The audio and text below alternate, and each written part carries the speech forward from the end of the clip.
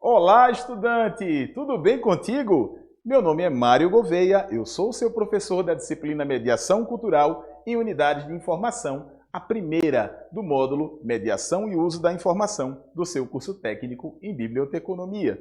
E nós estamos na unidade 1, onde trabalharemos ação e animação cultural em espaços de educação formal e não formal. Sem demora, vamos lá comigo para você ver o que é que você vai aprender nessa unidade.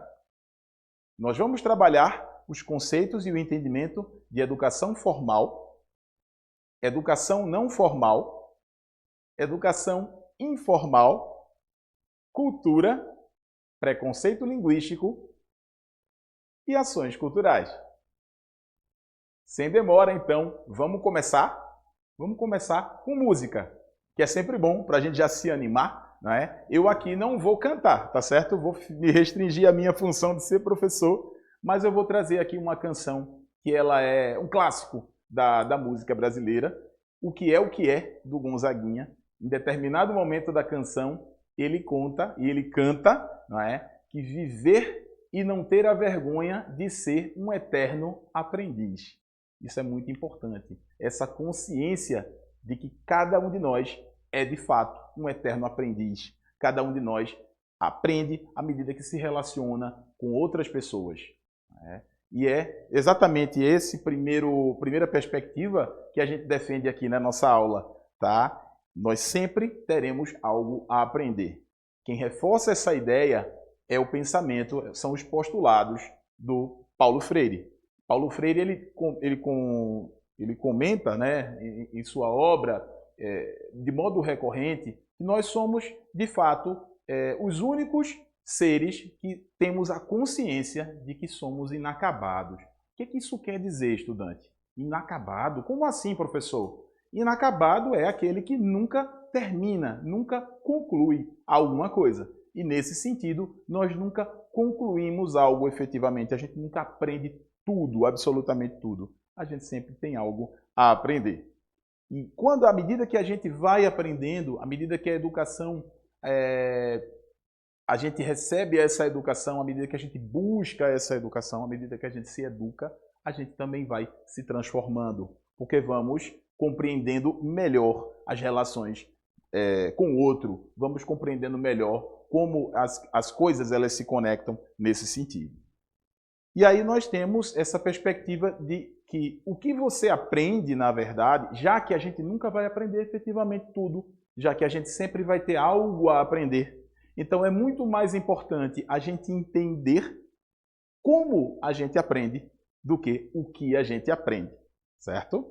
Vamos entender direitinho na próxima tela que eu quero mostrar para vocês, tá? Essa daí que você está vendo é a pirâmide de aprendizagem de William Glasser.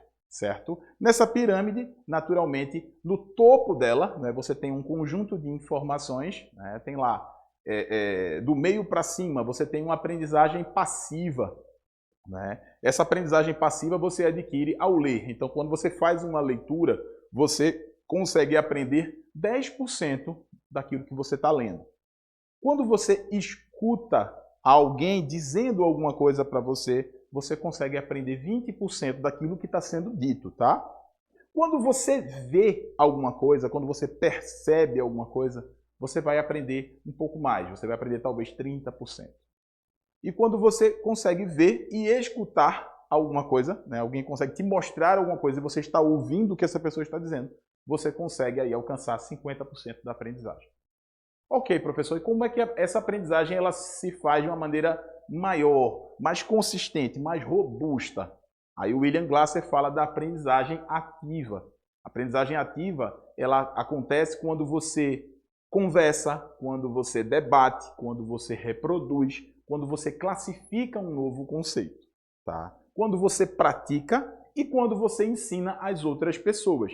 Então, fundamentalmente, a aprendizagem ativa ela vai envolver um protagonismo do estudante no ato de, ao aprender aquele conceito, fazer a leitura, ele vai debater com outras pessoas, ele vai praticar aquele conceito e ele vai ensinar a outras pessoas. Aí o William Glasser se encontra mais uma vez com Paulo Freire, quando Paulo Freire diz que à medida em que nós ensinamos determinado conteúdo, nós também estamos aprendendo com aquelas pessoas que estão sendo ensinadas. Há, portanto, uma relação reflexiva no ato de educar, no ato de ensinar. Ok? Tudo tranquilo até aí? Então, muito mais importante do que você aprende é você entender como você aprende. É você compreender que você aprende de fato, estudante, quando você pratica, quando você compartilha com outras pessoas aquilo que você aprendeu. É por isso, estudante, que é tão importante que você participe dos fóruns. Essa é a primeira disciplina, você está entrando agora no curso. Se liga que no AVA você vai ter fóruns, você vai poder compartilhar suas aprendizagens, vai poder conversar com seus colegas. Isso é muito importante e isso é que efetivamente vai enriquecer a tua formação. Lembra que a gente vai ter momentos síncronos também, em que você pode tirar dúvidas, você pode fazer comentários, né? E aí você vai aprender cada vez melhor. Essa experiência, eu te garanto, que vai ser bem marcante. Mas vamos seguir, porque a gente precisa entender que, além de como a gente aprende, a gente precisa entender que não é só na escola que a gente aprende. A gente costumava pensar, no passado, que quando você ia para a escola, era lá o local onde você aprenderia tudo aquilo que você precisaria para viver, para ter um emprego, para ter um trabalho, para ser um cidadão, não é? Mas aí a gente começa a entender que a escola, de fato, é um ponto importante, que todos têm direito à educação, a esse modelo de educação formal que a escola representa. Está aí o primeiro conceito, educação formal. A gente aprende na escola nesse modelo de educação formal, que é um modelo em que você passa por atividades, a sua presença é registrada, você faz testes, você é avaliado e no final você recebe um certificado, seja do ensino médio, seja do ensino técnico, seja da graduação. Esse modelo, portanto, de educação formal é um modelo que ele é sistematizado. Tá? Então, a educação formal ela está diretamente conectada à ideia de aprendizado na escola, por exemplo. Você também pode aprender, além de aprender na escola, você também pode aprender na sua comunidade, no grupo do qual você faz parte. Você aprende com essas práticas dessas pessoas. E esse tipo de aprendizado não é mais característico da educação formal, e sim característico da educação informal. Então a gente também aprende de modo informal. E para fechar o terceiro modelo de educação, o modelo de educação não formal, é aí que a gente percebe que a gente também consegue aprender, por exemplo, em instituições que não são nem escolas e nem são necessariamente as comunidades, os grupos do qual a gente faz parte. Mas sim, a gente consegue aprender nos museus, nas bibliotecas, nos espaços culturais. Lá podem acontecer uma série de atividades como palestras, seminários, debates, mesas redondas, e com cada uma dessas experiências, com cada uma dessas partilhas, nós somos capazes de aprender. A gente não vai fazer prova, a gente não vai receber um certificado de formação, pode receber lá uma declaração, um certificado de participação naquela formação, mas é sempre, as formações que acontecem, por exemplo, em museus e bibliotecas, elas são sempre extracurriculares, portanto, associadas à educação não formal. Ficou claro, estudante? Tudo tranquilo até aqui? A gente pode seguir? Pode mesmo? Então vamos lá. Vamos de tirinha. Quem aí já leu a Mafalda? Eu trouxe aqui uma tirinha da Mafalda para a gente falar sobre cultura. Vamos lá, se liga aí na tela para você acompanhar direitinho comigo. Você vai vendo aí e eu vou falando daqui, ok? E aí está a Mafalda com a coleguinha dela, as duas estão conversando. No primeiro quadrinho ela diz: quando eu crescer, eu quero ter muitos vestidos. E a Mafalda responde: e eu quero ter muita cultura. Aí a amiguinha dela pergunta: se você sair na rua sem cultura, a polícia te prende? Mafalda responde: não. Aí a amiguinha dela diz: experimenta sair sem vestido. E aí no quarto quadrinho, tá saindo de cena a Mafalda, a amiguinha dela lá ao fundo chorando, e ela está dizendo: é triste ter de bater em alguém que tem razão. Aí, de fato, é um elemento de humor. A Mafalda ela se irritou com a coleguinha porque a coleguinha falou algo que ela entendeu como verdade, embora ela não concordasse, não é? E aí onde é que reside essa questão? Onde é que está o humor, né? A coleguinha queria ter muitos vestidos quando crescesse. A Mafalda queria ter muita cultura quando crescesse, né? E a coleguinha disse, se você sair na rua sem cultura, a polícia te prende? Aí ela diz, não. Aí a amiga diz, então, mas se você sair sem vestido, a polícia também te prende. Então, é um elemento de humor, mas vai botar a gente para pensar, para a gente introduzir esse conceito de cultura. E aí vem a primeira pergunta para você, estudante. A essa altura, eu espero que você já tenha lido o e-book, então já vai ter um pouquinho dessas respostas para essas perguntas que eu vou te fazer, tá? É possível ter muita cultura? Alguém pode ter muita cultura? Há alguém que não tenha cultura? Essas duas primeiras perguntas. Respira e vamos lá. É possível ter muita cultura? Há alguém que não tenha cultura? Vamos começar da segunda pergunta. Todas as pessoas, absolutamente todas as pessoas, fazem parte de uma cultura. Então, não há alguém que não tenha cultura, a não ser que você pense num sujeito lá que sofreu um naufrágio e ficou numa ilha deserta, totalmente isolado. Essa pessoa ela não vai interagir com outras pessoas, mas ainda assim ela vai ter recordações de sua cultura. Então, quando ela for procurar um alimento, ela vai saber que determinadas coisas não se come e que outras coisas se come. Aquilo que você entende como comida ou como gosto alimentar entra no contexto de cultura.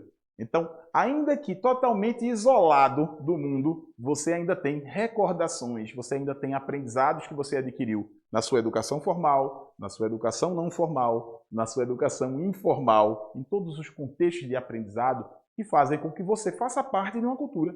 E, de modo simples, façam que você tenha uma cultura. Então, é impossível a gente sair à rua sem cultura. Porque quando a gente sai à rua, geralmente, o que a gente faz, né? A mãe diz assim, fulaninho, vai comprar o pão. Aí você já diz assim, eita, vou comprar o pão, mas aí vou passar, vou ver um coleguinha, vou ver uma boizinha, né? Então eu vou me arrumar, vou botar uma roupa bonita. Eu não vou botar qualquer roupa. Eu não vou botar a roupa do meu avô. Eu vou botar uma roupa que eu gosto e com a qual eu me identifico. E os meus amigos vão me ver e vão dizer, ah, que roupa massa, que bermuda interessante, né? Que sapato legal, está na moda. Então, basta que eu saia à rua, que eu vou me preparar para a rua. O sujeito às vezes toma um banho, às vezes dá um jeito no cabelo, arruma a roupa. Tudo isso faz parte da cultura. O vestuário, né? O hábito do banho, tudo isso são questões culturais. Então, é impossível, é totalmente impossível que a gente saia à rua sem cultura. Mas aí onde é que está a pegadinha da charada, né? É que a cultura, para Mafalda, ela está dizendo que quando crescer quer ter muita cultura. Ela está associando cultura à erudição.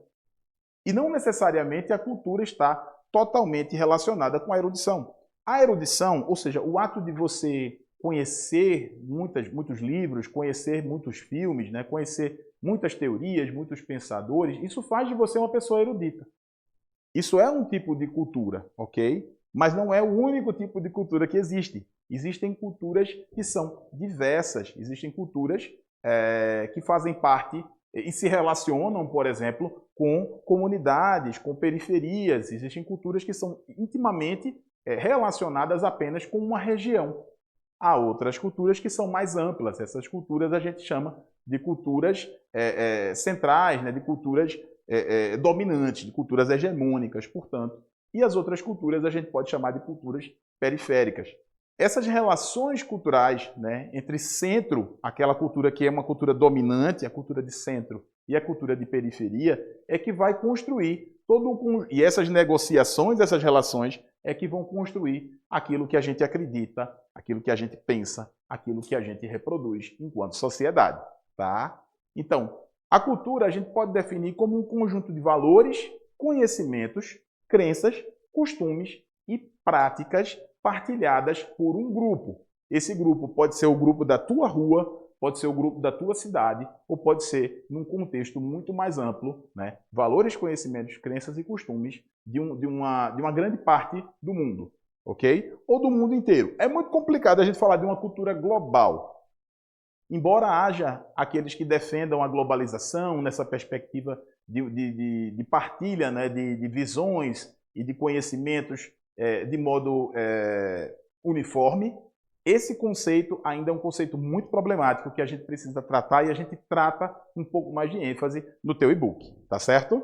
Mas vamos adiante. O que é importante, de fato, quando a gente trabalha a cultura é a gente entender que a cultura é uma manifestação de conhecimentos, crenças, costumes e práticas de um grupo. Então, se aquele grupo do qual eu não faço parte tem costumes e práticas diferentes do meu, só porque são diferentes do meu, eu não posso dizer que aquilo não é cultura. Então, estudante, olha para mim, se liga aqui, fecha aqui comigo.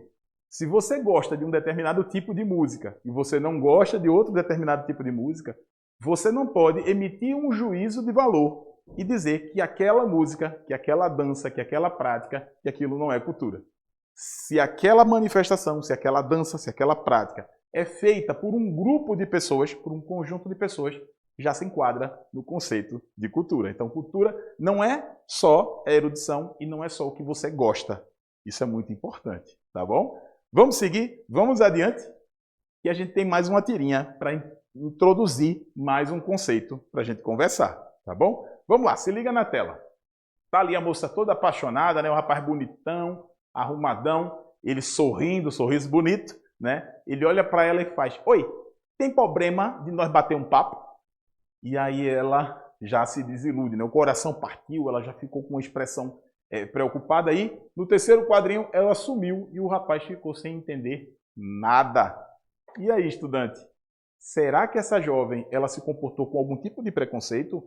Porque, veja, ela está conhecendo o rapaz agora, né? Eles se aproximam, ela está apaixonada e quando ele fala uma palavra que parece que não está muito certa, né? Tem problema nós bater um papo, parece que ele não fez uma construção gramatical correta e parece que isso assustou a moça. Será que isso acontece na vida real? Será que as pessoas se desapaixonam, né? Porque tem o cruchar e tem o descruchar. Você não conhece essa palavra, vamos pesquisar o que é o crush. O crush o pessoal usa, né? Determinados grupos, especialmente os mais jovens, talvez não tão jovens, mas usam o termo do crush como alguém que você quer pegar, como alguém que você tem um afeto, que você, né? Uma paquerinha, de repente. Então ela cruchou e quando ele falou, ela descruchou. Veja como a gente está usando palavras que não fazem parte da nossa gramática portuguesa, brasileira, não é? Mas se você entende o conceito de crush, você está me entendendo. Eu poderia usar uma outra palavra, poderia usar uma palavra mais formal, né? Mas eu quero me dirigir a você, estudante, e chamar a atenção para você sobre esse conceito de preconceito linguístico. Essa tirinha, ela dialoga com esse conceito relacionado ao preconceito linguístico. E o que é esse preconceito linguístico? É quando a gente acha que só existe uma forma de falar, só existe uma forma de se comunicar. E essa forma de falar e se comunicar, ela precisa ser aquele português, aquela gramática perfeita e correta, você usando os verbos todos da maneira correta, você usando as palavras e pronunciando elas da maneira adequada. Ok, é importante que a gente exercite, melhor dizendo, um português cada vez mais correto, até porque seremos cobrados em contextos formais, seremos cobrados por esse tipo de expressão vocabular, não é? Porém, o que a gente chama a atenção? A gente chama a atenção que o preconceito linguístico ele acaba criando uma barreira com aquelas pessoas que não têm acesso ou não tiveram acesso à educação formal. Essas pessoas elas são hábeis em se comunicar, mas muitas vezes elas usam palavras, gírias, sotaques e variantes da língua que estão em desacordo com o que determinado grupo acha que deve ser correto. E aí o preconceito linguístico ele vai estar em cima da forma, muitas vezes, até pejorativa de reagir a alguém que se expresse de uma maneira considerada errada, de acordo com a língua portuguesa, ou que use de muitas gírias, ou que tenha variantes regionais. Então há muito preconceito, por exemplo, entre um grande grupo de pessoas do sul e sudeste do Brasil contra o jeito de falar, o sotaque de falar, a questão regional de falar, por exemplo, de nordestinos. Isso é bastante comum, a gente vê bastante na criação de estereótipos, sejam em filmes, sejam em novelas, em que a figura do nordestino, muitas vezes, ela aparece como aquela pessoa desdentada, aquela pessoa que fala errado, aquela pessoa que às vezes até é ingênua, né? E que é algo que é diferente dessa realidade. Tá? Aí é que está a ideia do estereótipo, é quando você coloca todo um conjunto de pessoas, de regiões, de estados, né? O Nordeste são 9 estados, não é isso? Faz as contas aí que dá 9 estados. Então, dentro de cada estado existe uma diversidade de falas, uma diversidade de costumes, de cultura, né? Como um todo. Imagine você condensar esses 9 estados, essa diversidade que há nesses 9 estados que compõem uma região e você acreditar que existe uma figura única, que é a figura do nordestino, que tem esse tipo de comportamento. É muitas vezes isso que é levado para os filmes e para as novelas. Então é essa cultura central que muitas vezes, quando ela se remete à cultura periférica, ela faz isso de modo a diminuí-la, de modo a ridicularizá-la. Então, quando a gente fala em cultura, a gente não pode deixar de falar nessa perspectiva também do preconceito linguístico e de a gente entender que o combate ao preconceito linguístico ele é fundamental, seja na biblioteca, seja na escola, seja na rua, certo? O bibliotecário, você que está se preparando para ser técnico em biblioteconomia, você vai receber certamente pessoas que vão chegar na biblioteca e vão ter dificuldade de falar exatamente o termo buscado, da informação que elas buscam. Né? Então, existe um conjunto de outras disciplinas que vai tratar dessas questões também de preconceito linguístico. Aqui, a gente fala da necessidade de combater o preconceito linguístico, identificar e defender a ampla variedade de sotaques, de gírias, de variantes da língua e entender que o português brasileiro é uma língua viva. É por isso que é possível a gente usar palavras de outros idiomas, não é? A gente quebrar e amolecer outras palavras e a forma de se comunicar ela vai sempre variando, porque nós somos uma sociedade viva que acredita em um conjunto de práticas e celebra determinadas culturas, mas no futuro pode deixar de acreditar em determinadas questões e pode deixar de fazer outras celebrações. Então, se a cultura ela é viva, né, se a sociedade é viva, se nós somos sujeitos de fato que estamos em constante transformação à medida que aprendemos, a língua é também da mesma forma uma língua viva. Ok, estudante? Tudo certo por aí? A gente pode continuar? Então vamos lá. Nesse sentido, não existem culturas superiores e não existem formas de falar que sejam mais corretas. Então, quando a gente fala em cultura, a gente precisa entender que existe uma diversidade, né, de valores, práticas, crenças, costumes, certo? E que essas variantes entre culturas, elas não fazem com que uma cultura seja superior à outra, ok? E da mesma forma que não existe uma forma mais correta de falar do que outra. Quando a gente fala em escrever o português brasileiro adequadamente é uma coisa, mas a fala, o modo de falar, ele tem as suas variantes que devem ser respeitadas. Tudo certo por aí? Então vamos seguir, porque a gente precisa tratar do último conceito, o conceito relacionado à ação cultural. E aí, para a gente falar de ação cultural, a gente precisa entender que a ação cultural, ela pode se fazer na escola, ela pode se fazer na comunidade, ela pode se fazer na biblioteca e no museu. Então, uma ação cultural ela pode permear cada um dessas três formas de educação. A educação formal, a educação informal e a educação não formal.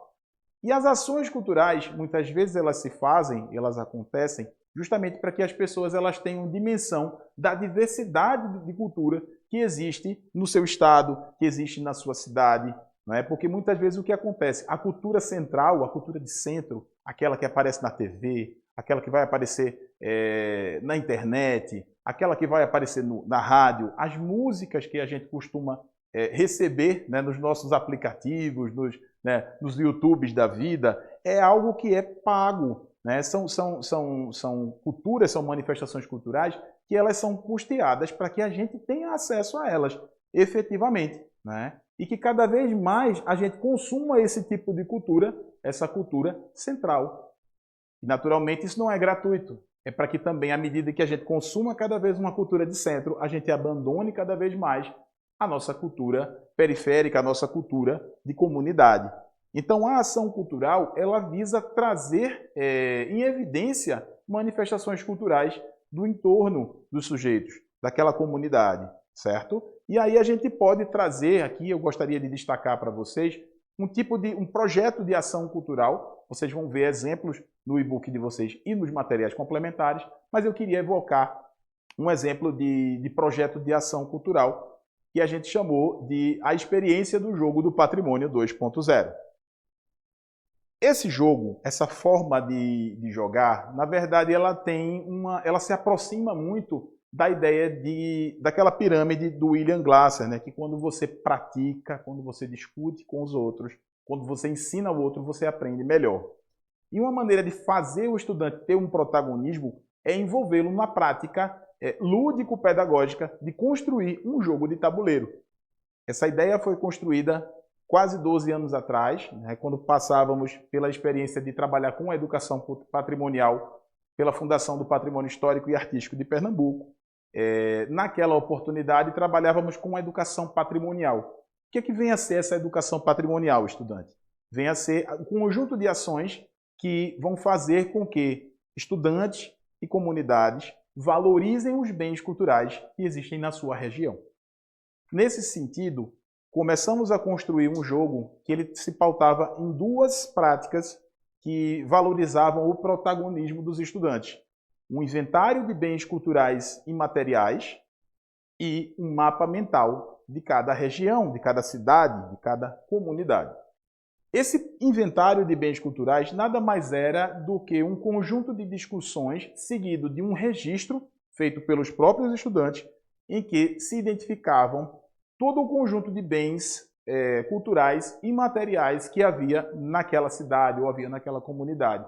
Esses bens culturais e materiais ou intangíveis tratavam-se de bens na perspectiva de festas, de celebrações, de lugares de encontro, de pessoas importantes que detinham modos de fazer e saberes, muitas vezes saberes ancestrais. Então a identificação de cada uma desses, portanto, bens culturais e materiais, ela era fundamental nesse primeiro momento do jogo.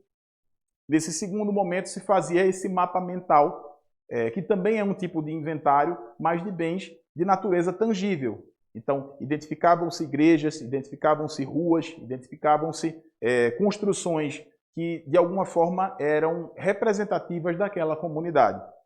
Ao fazer esses dois tipos de inventários, colocavam-se essas informações num tipo de jogo de tabuleiro de chão, e se fazia uma prática de jogo.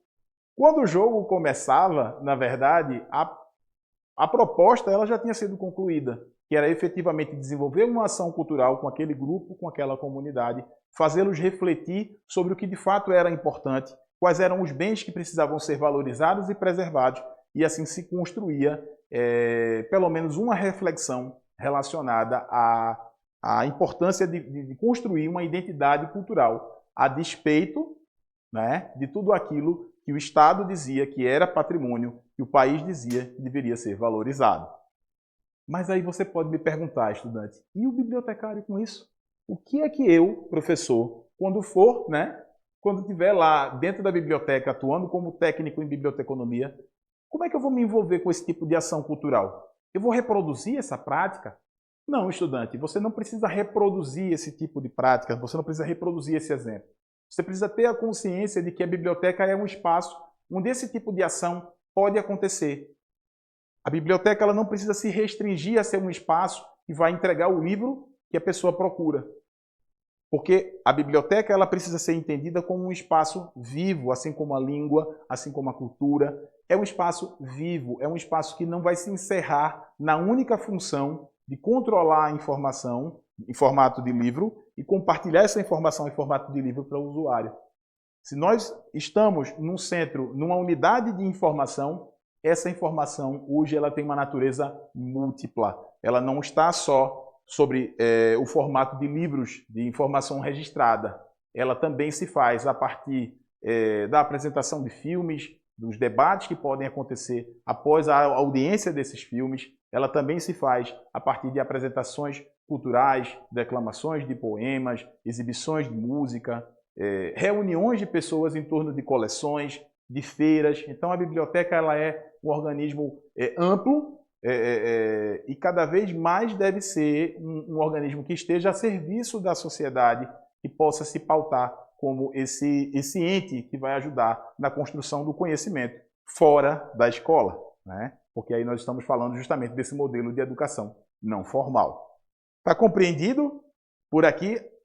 Então, se você compreendeu, se você teve qualquer dúvida, volta aí, assiste de novo, tira a tua dúvida. Se não entendeu ainda, procura a gente no fórum, expressa a tua dúvida ou compartilha com os colegas aquilo que você aprendeu. Mas não esquece que você tem que fazer a leitura do seu e-book. Você deve buscar a audiência dos podcasts, que inclusive a gente está com um podcast massa para vocês assistirem, certo? Então, vocês vão ver aí exemplos de mediação de livros, filmes e músicas, a partir do olhar de uma série de professores convidados para esse podcast. Então, se liga nessa audiência também. Observa os materiais complementares, que vai ter professor declamando poesia por aí, viu? E se liga também que você tem um compromisso presencial de atividade no seu polo, além de preencher as atividades semanais e garantir a tua nota. Ok, estudante? É isso. Por hoje nós temos encerrado a nossa unidade 1, certo? Eu me despeço de você, agradeço e te convido para você continuar conosco nas nossas próximas videoaulas. A gente se vê. Até mais!